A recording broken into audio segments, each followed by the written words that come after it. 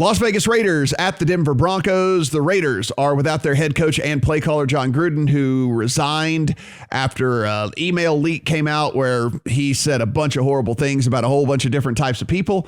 And with that, we have the Broncos. That line moves from 3 to 3.5. And so the Broncos were favored by 3 at home. It moves to 3.5. So now you got to get the hook on there with the fact that you're going to be without the head coach and the play caller in John Gruden. Brad, I'll start with you here.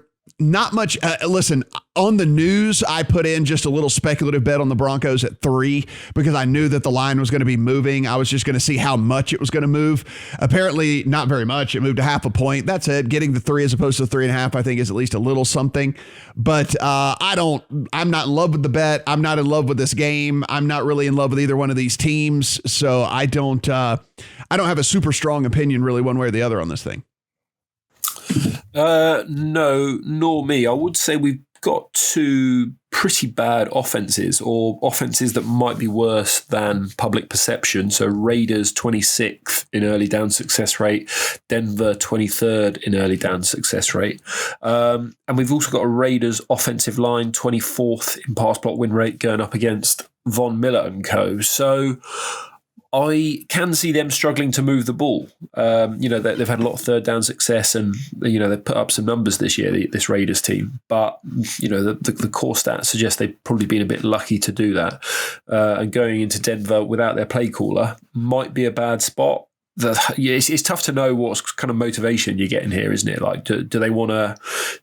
Do they want to play for their new coach? Are they going to put out another dud after last week when they were terrible, scored 9 points against the Bears? Like, it's quite tough to have too much confidence in what we're going to get here.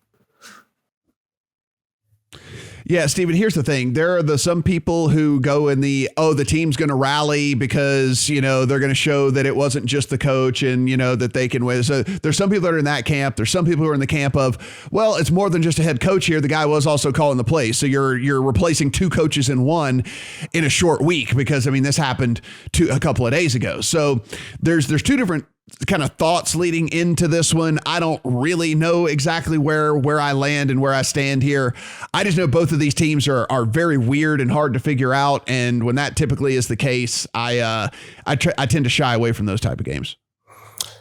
I'll give a little bit more perspective on what John Gruden is worth in terms of, the actual line. Our lead writer, Eli Hershkovich, talked to Jeff Sherman, the VP over at Westgate Superbook this week to ask him, and he said he's worth nothing to the line, even though he's the play caller. So just take that for what it's worth, that John Gruden leaving isn't worth anything to them. Now, there is a human element to this, I think, that we can't quantify because of the chemistry in the locker room and having a different voice talking to you now this week and their special teams coordinator, that I think that is very real, but we just have no way of handicapping that is the point. So on paper, at least, both of these defenses, I think, should have significant advantages over both of the offenses, but that is also baked into the line. We're at an over-under here of 44, so no play for me in this one, but given the turmoil in the Raiders offense and also just both defenses looking, at least in advanced statistics, to have advantages over the offenses, I would only lean on the under here. Yeah, I think the under would be a look that I would at least entertain, but that would be about the only thing that I jumped on the 3 on the Broncos thinking this thing was going to move at 1.5 or something. People only moved a half point and it only moved 1 point from the look ahead. Yep. Yeah. It only moved a half point. I thought losing the head coach and play caller would be an overreaction in the market. And I thought this thing would run, and that did not happen. So whatever, I've got a 3 in the pocket. Maybe I'll try to get off of it in game or something. We shall see.